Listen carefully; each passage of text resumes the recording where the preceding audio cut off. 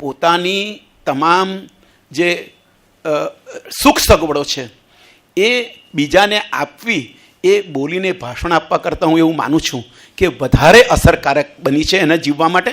અને એક દિવસ કશું જ નથી, કામ ધંધો બધું છૂટી ગયું છે, 12-14 દિવસના ઉપવાસ છે, એની પાસે પૈસા ખૂટી ગયા છે, ભાઈએ પૈસા નથી મોકલ્યા, પેલી નોકરી તો છૂટી ગયેલી હતી. આ વાતને 1.5 વર્ષ એટલે ત્યાં આ થાય છે આ જગ્યાએ. અને નવેમ્બરની 1-2 વાગે એ ઉઠી ગયો છે અને કટૈલા પૈંડા પર એ જઈને બેઠો છે ખાણના પ્રવેશ દ્વારે.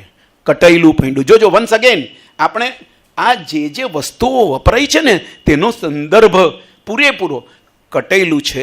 એ પૈંડું એની પર બેઠો છે અને એક ખાણિયાને બહાર આવતો જુએ છે અને એ કંઈ ફંફોળે છે ખિસ્સામાંથી. એક કાગળ નીકળે છે એના પિતાજીનો અને સાથે ટચુકડી પેન્સિલ છે. એ પહેલી વાર જુએ છે અને પેલા માણસનું એ સ્કેચ કરી લે છે. જીવનનું પહેલો સ્કેચ.